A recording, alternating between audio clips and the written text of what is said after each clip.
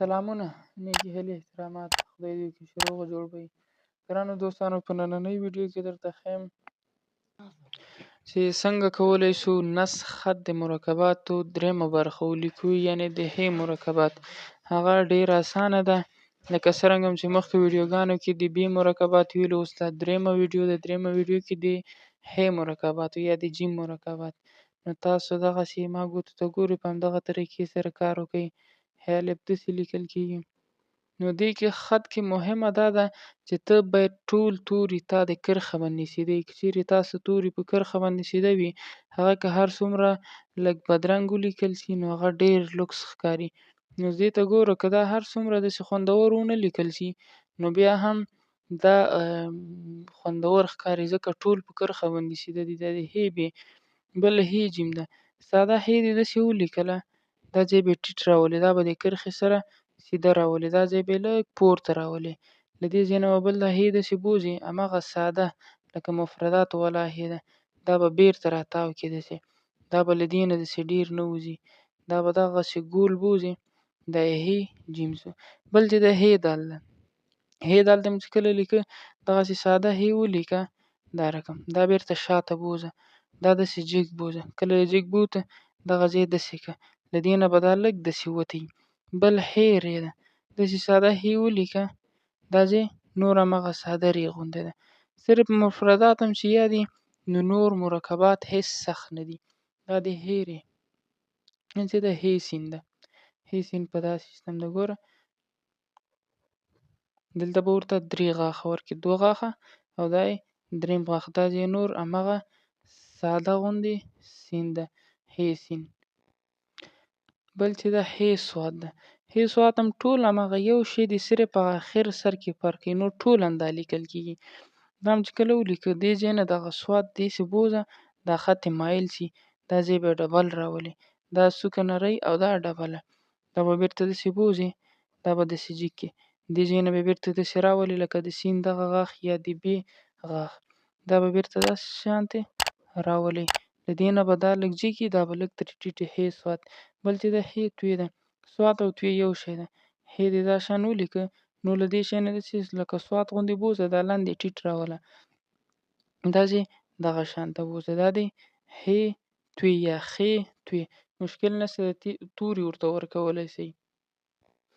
نو بل چې دا ه عین ده، ه هم داسې ساده ولیکله، دا رقم، دا شاته بوځي، شاته هم چې بوته، دا بېرته داسې بوځي لکه د ه دا غاښ، دا بېرته سیده بوځي، سیده هم چې بوته، دا ګول راولي داسې، دې نه به دا داسې نه تېروي ډېر، دا ځای هم داسې کړه.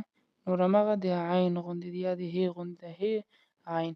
بل چې دا ه ف ده، ه ف هم چې لیکه، دا رقم ته ګوره، ساده ه ولیکي، ساده ه هم چې ولیکله، دا ځای پورته راولي لکه د سین یا هم د ب غوندې، دا رقم ته دا ځای داسې ګول راولي.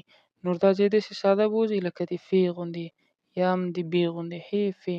بل چې د ه قاف ده، ه قاف هم داسې ساده قاف ولیکه، دا شی داسې کوي، دا به له دې نه لږ داسې ټیټ راولي، دا نور داسې بوځي لکه د سین غوندې، ه کاف. بل چې د ه کاف 2 رقم ته لیکلی شي. یو ه کاف ساده ده، دا رقم لکه ه الف دې ولیکه، نور دا ځای داسې راوله لکه دال غوندې، خو لږ غټ به وي.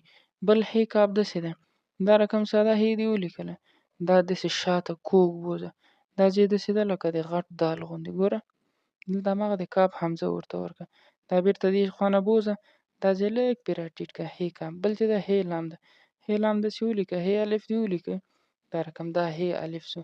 نور دې ځای نه بېرته قلم راوله، داسې دې ځای کې پوهېږې لږ دې راټیټ کړه، نور دا ځای داسې ده لکه د سین غوندې، ه لام. بل چې دا ه میم ده، ه میم چې لیکه، نو دغسې ساده ه ولیکه، دا ځای بېرته داسې بوځه، دا ه میم. بل چې دا ه واو ده، ه واو داسې ه قاف غوندې ولیکه، دا ګوره دا رقم ته، دا هم کاف غوندې ولیکه، دا که داسې راولو کاف جوړېږي، خو زه یم نه، دلته یې داسې کومه د ر غوندې ه واو ترې جوړېږي. بل چې دا ه ده، ه داسې سیده دې ولیکه، دا ځای پورته بوځه لکه دال غوندې، دا بېرته داسې راوله دال غوندې، پورته یې جګ کړه، دلته یې داسې کړه، ه ه ه. بل چې ده ح ده.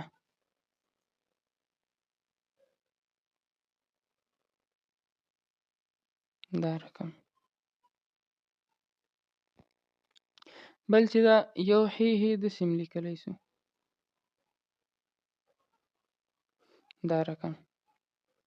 کوم رقم چې تاسو ته اسانه وي هماغسې لیکي. بل چې دا ح لام الف ده. ح ساده ح الف هم ولیکئ دا رقم ته. داسې د بوځي. دا ځای بېرته داسې راولئ لکه د واو دغه سر. نو له دې ځای نه داسې الف شروع کړئ. دې دغه منځ علاقه کې داسې راټیټ کړئ. کلک ډول هم ورته ورکوو دا داسې کړئ. بل ح یې دا رقم ته ولیکئ.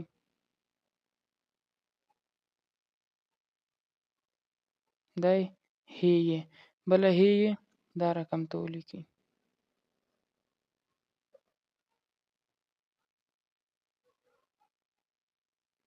دا مو ح یې. نو دا وه زموږ د نن ورځې د نسج مرکباتو درېیمه برخه، یعنې د ح مرکباتو. نو که چېرته مې ویډیو خوښ شوي ویډیو حتما درسره لایک کړئ او له لیدو څخه مو نړۍ مننه.